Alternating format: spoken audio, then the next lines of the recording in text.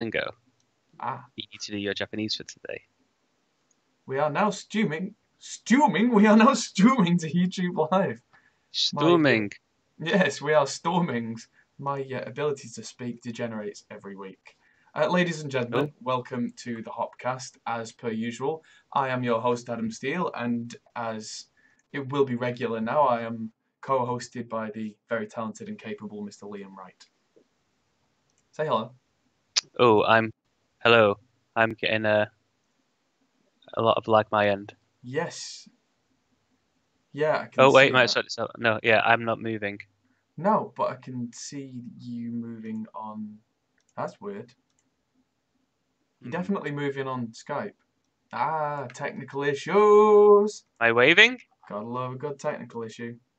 Can you see me waving? I can not on XSplit. No, XSplit is having a. Let's see if pausing Dropbox helps. Yeah, I've Okay. just frozen on. I can see you moving. I'm Wait, frozen. that's exactly what you want from technology. Haha. Apply. Okay, well I've managed to refresh it, so you're back. Oh, hello, Stream hello. health is a thing. Let's see what happens. Okay, good old technical issues happen every time. So, welcome to our viewers, and hopefully, someone will be able to see us on Facebook Live because I can't. Oh, there we go. Yes, Facebook Live is live. Hello to people watching, and YouTube Live is live as well. So, yeah, that should all be good. So, how are you, my good sir? I'm good apart from technical. Yes, technical freezement issues.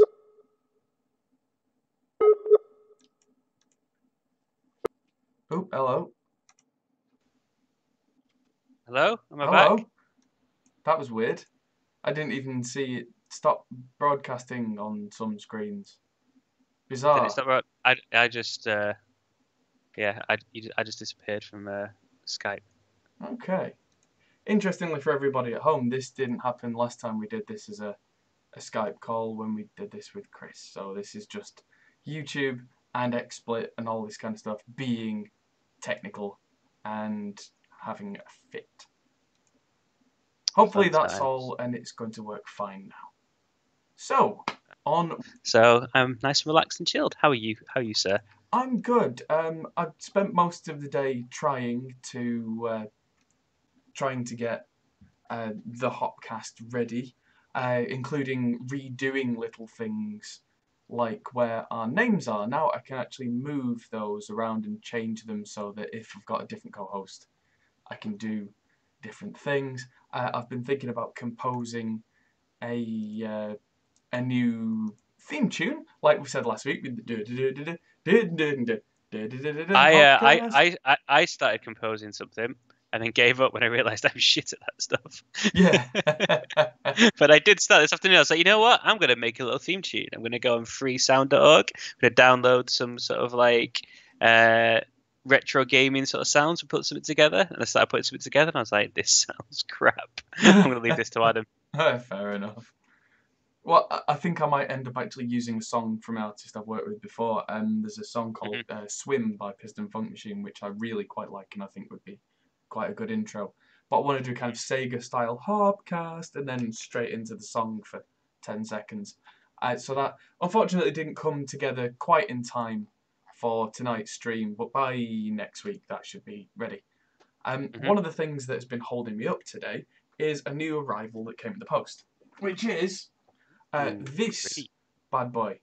This is Oh a yeah. Radeon 460 graphics card from AMD. It's actually a passive graphics card, which is why it looks like a radiator, because essentially that kind of is. But I'm going to be making a video very soon, which is AMD versus Nvidia for audio, guys. I mean, how strange is that? But from what I've found, it can actually make a difference. I've been getting I've reinstalled everything on the studio computer, the video for which will be out very soon. And I'm experiencing some stuttering sometimes at really low latencies, which is what a lot of people get. And I was finding that I moved to a non-USB setup ages ago, so that I didn't get any problems. And modern graphics cards, it turns out, especially NVIDIA ones, don't really like working with audio programs. And I went and got a 1050 Ti from NVIDIA thinking, oh, that'll solve all my problems. Nope. Nope. So I'm going to be comparing that. But I was trying it in this computer that I'm using to stream right now. And as per the advertisement, which is why I got it cheap, every hour or two, it grey screens or like black screens and kills the computer. Beautiful. Yeah. Great. Joy. You know. I mean, so the plan is, which I thought quite interesting, because me and Adam were having dinner last night chatting about this, that you're thinking of using essentially a less powerful graphics card. Yeah. In order to get better performance. Yes, not because it's less powerful, but because it's from the other brand. But yes, I mean, it is a bit of an irony that I reckon it is who's made it and who's written the drivers is more important for the audio guys than how many frames a second it can do. Because we're not gaming. The actual power of the thing makes no difference. And maybe put the 1070 in this computer so that the stream for the Hopcast is a bit better. Yeah, hopefully. I mean, long term, I'm going to replace a couple of things in here anyway, because I'm running an old AMD processor. This rig that I'm using right now, by the way, is not an audio rig that I use. I use this as an office computer, and I use it for some video editing, but it's not... Yeah, it's one of the old video editing computers, isn't it? Yeah, it's not up to scratch for audio production. So when I'm at home, I actually still use my laptop for audio production, because that's got a really powerful Intel 4800 in it, which was, for its time, quite the beast. Actually, would probably make more sense for me to run the stream. We should talk about that off stream. Yeah, of course. I mean because obviously I have like this bad boy. Yes, indeed you do, and of course you're hardwired into the internet, which I'm not. So yeah, that actually makes a lot of sense. Yeah, we'll work it out. We'll find a solution. Cool. On with the show. On with the show. So that's the main thing I've been dealing with today. Is I've been trying to get things working and the computer's been freezing. So eventually I gave up and ripped it out, put the old card back in. So that slight delay has brought us to the news. So let's flip to the news. Hello? High CPU usage detected. Yeah, how? You're not doing any more than you were before. Yay! So, yes. Last week we were talking about USB 3.2 Gen 2 by 2. By 2. Because the animals went in 2 by 2 by Gen 2. And I'm just going to turn you up a bit because you're kind of quiet. Again. Hello. Hello. Hello. Hello. And yeah, so hopefully USB 4 is going to end all of this stupid stuff. Right, so why did they create this big hoo-ha with USB 3.3.9.6241 and then say USB 4 is coming out like 2 days later? Right, yeah. So, the USB people are actually split into different groups, it turns out. There is a governing body that sorts out the naming and what it's called and it's the pictures and the imagery and all that kind of stuff. And there's a different set of people that actually work out what it is and how it works in terms of the technical side. This USB 4, this is news from the technical people. Right. So this is a lot further away in terms of actually getting our hands on it than the USB 3 2x2x2x2. So it's a bit like maybe the technical people are like, why the fuck are the naming guys causing such a fucking fuss about this? Let's just shut everyone up by telling everyone, you don't need to worry about that. There's 4 coming out, it's dead simple. Yeah. But this will probably come out and this will probably be USB like 3.1.96 recurring. Yeah. Yeah, Bad it's going to be up. something stupid. But Right. So why is it going to be good? It's going to be good because it's going to be, as by the look of it, same speed as Thunderbolt 3, Right. but the big deal is they're actually going to integrate Thunderbolt 3 into the standard. Intel have agreed to open source license it. Right. So you're not going to have to pay 70 quid per time to get Thunderbolt into stuff or whatever the fee has So gone down to USB now. 4 and Thunderbolt will be the same thing. Pretty much, yeah. So they're going to Cool. roll all the stuff like the graphics support and the high-speed data and all that kind of stuff into USB 4. Or at least to a point. There seems to be a bit of a catch. I don't know which one of these articles I read it on. This one's from GearNews.com. But there was something mentioning that Intel would still want final say on stuff, which is, how can you say that and also agree an open source license? You can't really have both.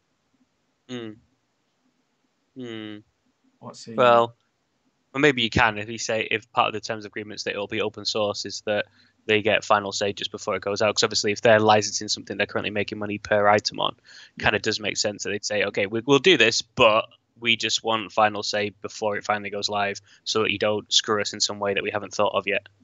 Right? That's how I'd kind of look at that. But think about something like USB 2. Everything has USB 2. And, like, how could any company say, okay, well, you can't release it without our say-so? It would have died on the vine. No. What do you mean? As in, like, think how many thousands, hundreds of thousands of USB 2 devices there are out there. Yeah, but you're just saying that the final say so in terms of before it goes live to begin with, not on every iteration of it being used.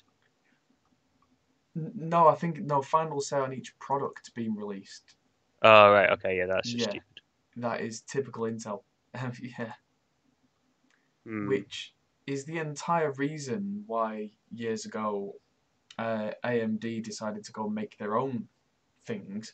Because way back in the day, for anyone who doesn't know, AMD used to make Pentium clones essentially, but licensed from Intel. So they were basically just another set of people making the same thing. But because they had to sign off on every little thing, eventually AMD went, well, screw this, we'll make our own thing. And yeah, that's the kind of thing that leads to creating your own competition. Yeah, well, maybe it'll turn out that it's just slightly misreporting, and they do mean before the final version of the port goes live. Because I can't see how it could work if it was per product. It's just, as you say, just no one's going to pick it up. It's just not going to happen. No, yeah, or it'll only end up on sort of blue chip companies. You won't get any sort of low cost versions from China or anything like that. You'll just get kind of, it'll be in Apple, it'll be in Dell, it'll be in those sort of things, and nothing else. And maybe that's what they're trying to push. So that, okay, we're going to license it open source, but it will be an extremely premium product. Maybe that's what they're thinking. Question in the Facebook chat from Martin Voss: would you use that PreSonus? Does that mean this one that's on the Studio Live thing? Probably not. Not because Depends it's what bad. It's kind of, it looks like a compact digital live mixer. That's click the ad. Click the ad. Let's do it. Let's have a look. We're clicking ads to random site, so it's Toma. Good. Oh, and it just goes to the whole PreSonus thing. So let's have a look at this desk, because it'll be on the digital mixing desk. Who's this for? Sorry, what's the guy called? Martin. Tony. Martin. Voss. Yeah. There we go. We're doing it live for you, Martin. Doing it live. So it was the Studio Live 32 Series 2. Whoa, that's a lot of money. £2,300 for one of those. It must have a lot. Well, yeah, €2,700. It's got 32 channels, right? Yeah, which is fair. Yeah, so it's like a digital live mixer. So yeah, in the right environment, you might use it. Yeah, 32 channels, $2,500 digital. Yeah, I mean that's the thing. Is it good for what it is? Probably yes. Would I use it? No, not because. I think it comes down to one of the. Sorry, go on. You finish. Sorry, not because it's a good or bad product, but because it's it's not what I need. It's Reaper in a box? No, it's not. It's not at all. It's a live mixing desk. It has no recording facility in it at all. Oh, it's got, oh no, integrated SD card recorder, so you can record 32 tracks. But it's not What I got kind any. of find these sort of things are good for is if you're not necessarily, if you just want to go to the shop essentially and buy one thing that will solve a problem. It might not Mm, solve the problem perfectly, but you could take that, you could have a club, you could put that in, and you could run the club nights from that. yeah. And you could teach pretty much anyone how to use it really to a degree in terms of staff. And you Mm, could do it to a fairly decent level. Or knowing you would create something that would do everything that can do and more for half the price, but it would require some real knowledge of how to set it up. And that's why I always think of these sort of things. So you pay in for the convenience of a lot of it, but with that you also lose a lot of the potential. Does that sound fair? maybe. I mean, that's no. The way that the industry's gone now, that kind of form factor, that's just what you use live now. Hmm. Unless you've got a lot of money, in which case you go for one of the bigger brands. What I would pick for €1,000 less is a Behringer X32. Behringer. That's yeah. Behringer bought Midas several years Okay. back, Okay. Okay. and Midas were one of the big boys in live sound. Hmm. And so you can still get a Midas version of this desk. But the Behringer one, because they bought Midas, they ripped off all the preamps, but it doesn't matter because no one's going to sue anybody because they own them. So, I mean, arguably, it's not quite as good as the Midas version, which is probably about €3,000. So it's on par with that PreSonus one. But I've seen people using the X32s in loads of different circumstances. There's an iPad app for these, so you can change anything remotely, Hmm. which also means that you can put this desk somewhere a bit strange and just mix with an iPad. There are also rack mount versions of it if you don't need the faders, where you can mix with an iPad, which cost less. Edorado says the X32 compact upper juicer with a Midas DL153 to expand with 16 inputs and 8 outputs from the Pro 26 line sounds amazing. That sounds reasonable, yeah. So the X32 compact and the producer as well are that desk that I pulled up, but just with less faders, pretty much, and they cost a lot less. So the compact is €1,200, so it's £1,000 for all the inputs. And then And so how are you expanding it? Is it kind of via Firewire or it's called AES50. It's definitely a live sound connection. right? It's Like essentially an like Ethernet. ADAT Yeah, but for live. Right. yeah. It uses Ethernet cabling, but a very different protocol, and it Okay. can send loads of audio in pretty much real time. And there's no configuring. You just plug the cable in, and it does it. It's really quite cool that way. It just kind of works. There you go. There's a link in the description apparently from Yeah, DV. Oh yeah, dv247.com. yeah. Oh, that's the Midas thing that he's pulling up. Yeah. Oh yes, the Midas. That's a digital snake. BL153. Digital snake. Yeah, It's a it's a snake. It's a snake. badger. Looks like Toman don't sell that particular one, but yeah. Let's have a look. DL153. Pull that over here. What is?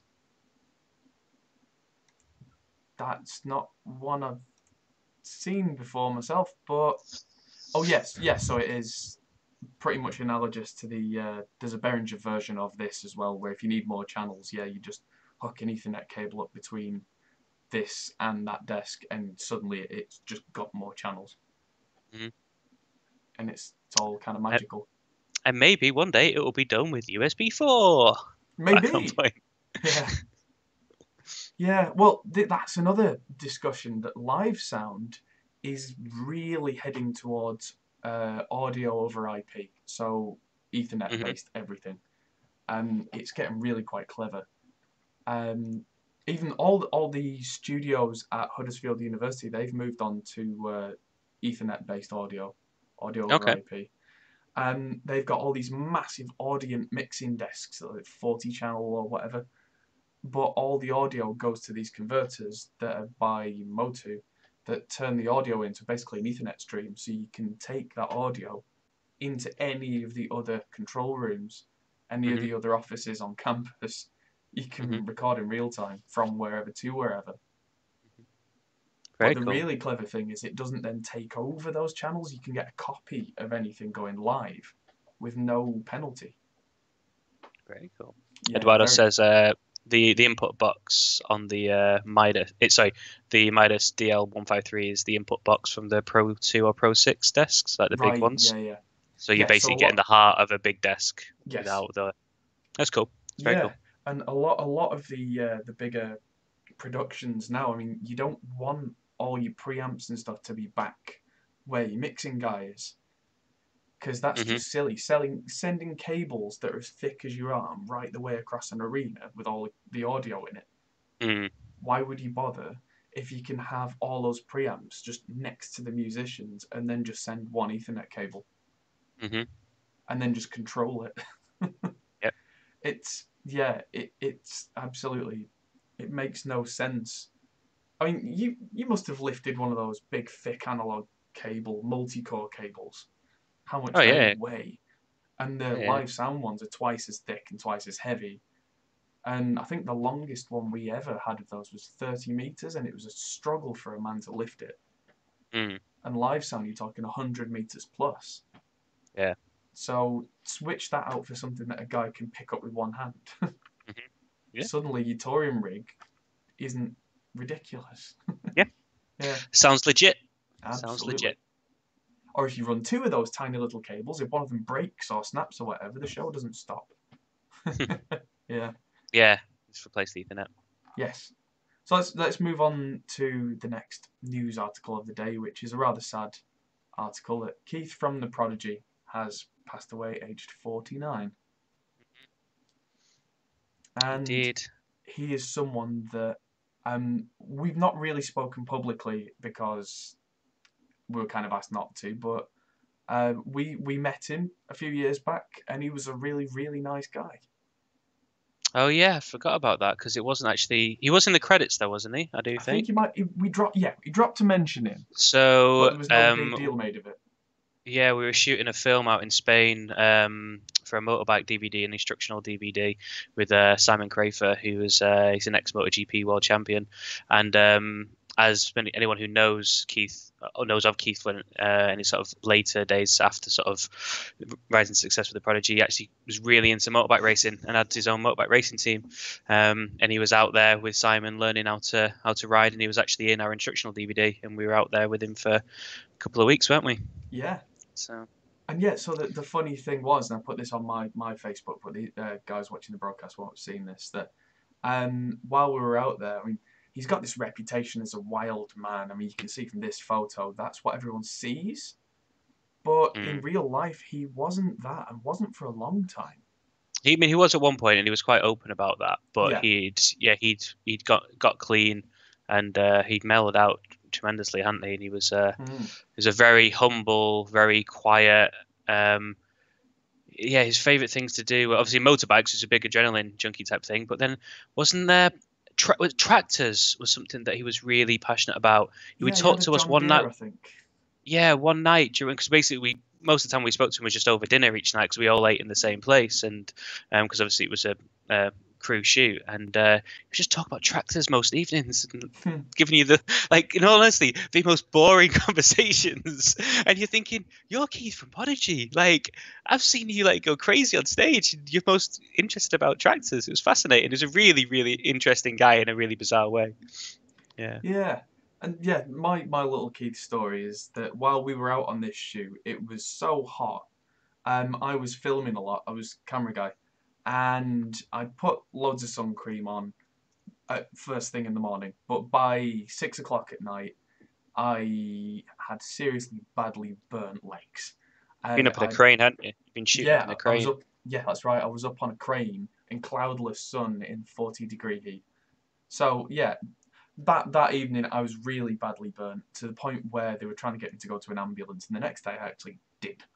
Um, and every hour after that, Keith was coming up to me like, "You all right? Drinking plenty of water, bringing me bottles of water." I'm like, "Yeah, thanks, Keith. I'm all right, honestly." And yeah, he just, instead of going, "Oh, one of the crew's hurt himself, idiot," or whatever, or just disregarding everyone, he just made a point of making sure that I was all right. And I was someone who before that week he'd never met, and it's a real shame to lose people like that. Yeah, and especially say it's he just seemed so together, and he seemed very calm and very with it. And obviously, that was a good few years ago now, but it's very sad. You know that you can't tell just by talking to someone what they're struggling with. It's a real shame. Have you seen that there's a big thing now to try and get was it Firestarter to #1 in his honor and use the proceeds to go to mental health charities? I think that's really great. I like it when people kind of put good ideas together for a good cause. So I'll be trying to download that, I think. I think that's really interesting is, have you heard of Park Run? Mm-hmm. Park Run's kind of disorganised thing. My parents both do Park Run. They're both avid runners. And Keith was at Park Run over the weekend. Yeah, I know. I saw that. Yeah. Yeah, running with everybody. Apparently he hit a personal best. So it's not as if he was showing any obvious outward signs of not being quite himself. Mm-hmm. So yeah, and I saw a bit of an interview with Johnny Rotten, John Lydon as well, and he was visibly upset, and his bottom line was, if you need help, talk to somebody.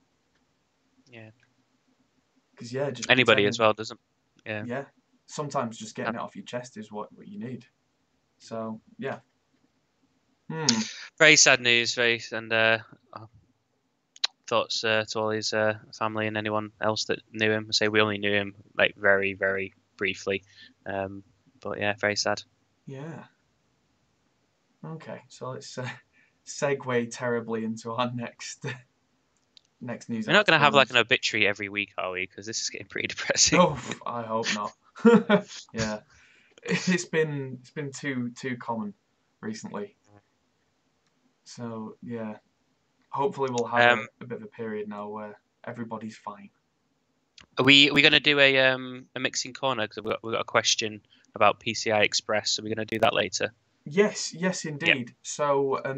So we'll finish the news. We'll do our sponsor spot, and then we'll move on to mixing corner. Yes. Cool. So Rado, we'll get to that question when we do a mixing corner later on. Remind me if anyone has any questions, by the way, in terms of mixing questions, PC questions, fire them away in the chat, because we're going to do a whole section after the news where we answer your questions. We're going to A your Qs. And that's going to be a regular segment every week. So if you've got any questions like that, go for it. Mm-hmm. And feel free to put them in the chat now, and I'll kind of mark them and make sure we get to them. Yes. And I'm only following. I think you're following the Facebook chat, aren't you? I can see it out the corner of my eye. And the only question we've had so far, or we've had a couple of questions, but the one from Martin we've already covered.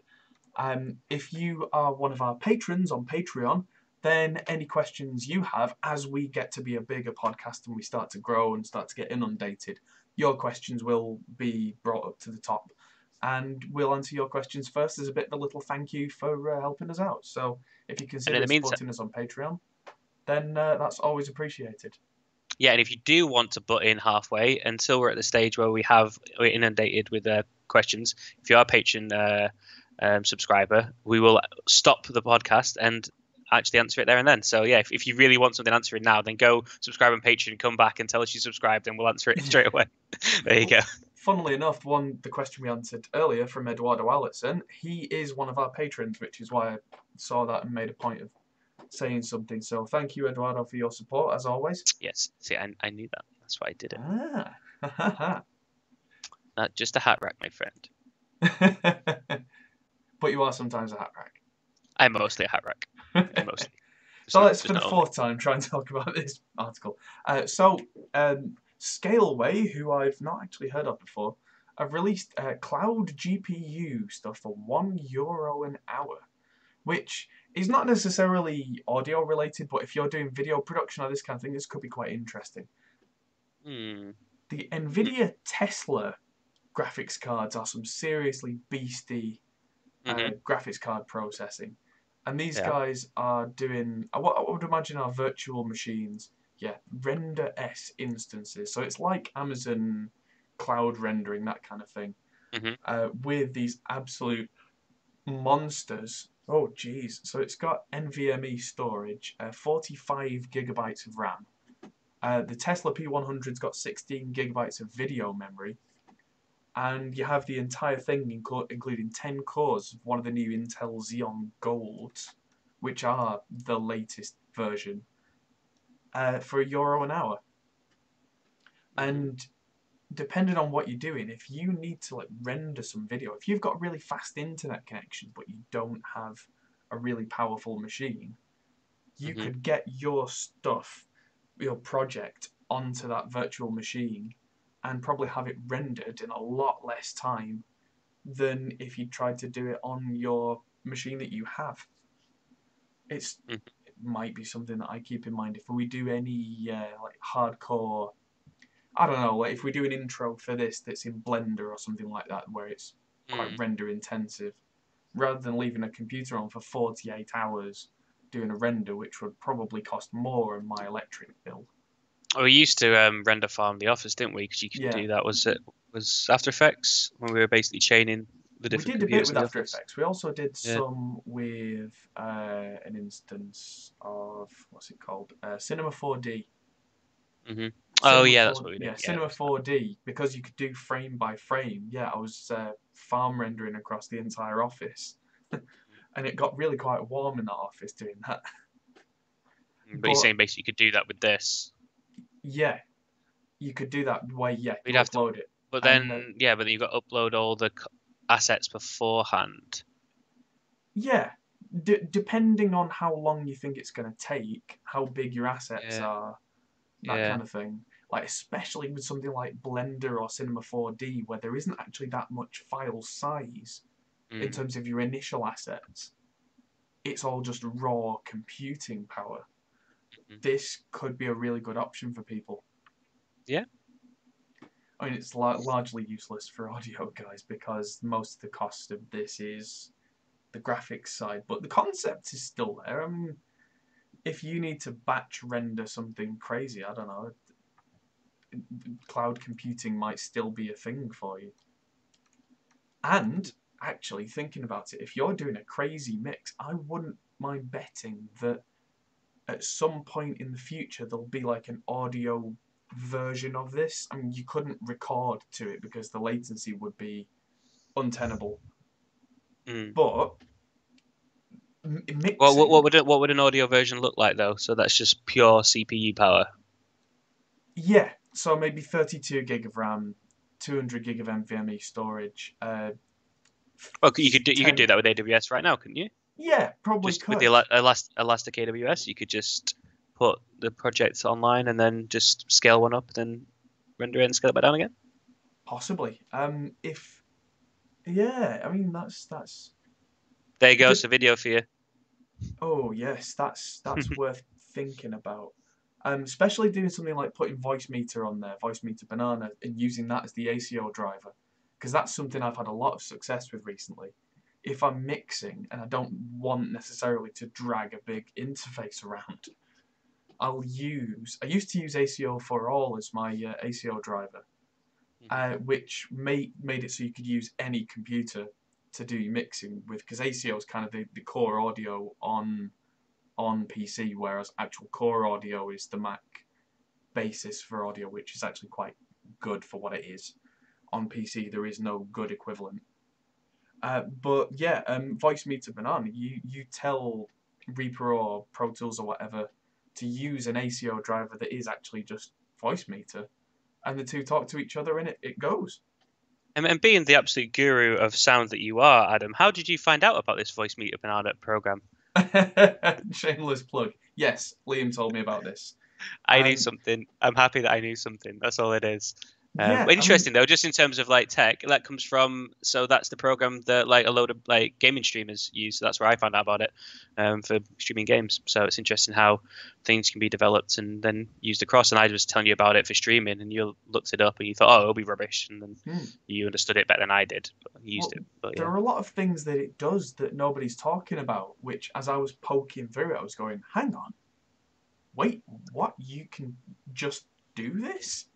Like I It's said, very clever. ACO is usually, that's the thing that audio programs use, and pretty much nothing else supports it. It's separate. It's a law unto itself. Other programs can't really use it. It stays separate. And then Voice Meter came along, and it's got these channels. In fact, I'll pull it up on the screen now. So there it is on the screen, where you can just say so. This is Windows audio over here, and this is the output and input from Reaper. And you just bring them up as faders, and you can send them out to your headphones. You can send them out to monitors separately as a separate mix, by the way. You can send them out to virtual outputs, one of which is actually feeding the broadcast right now.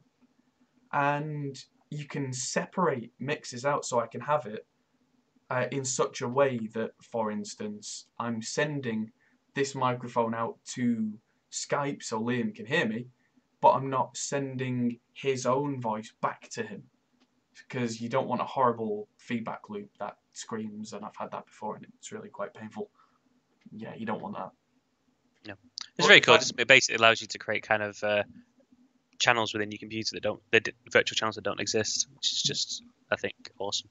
and it allows you to use different formats, different standards, and they just work. If I just bring the list down for the outputs here, I can use the Windows Device Manager, kernel streaming, MME, which is kind of the old, not so good, the old Windows standard, but if you've got a device that only supports that, you can just use it. And then there's ACO, all on the same list.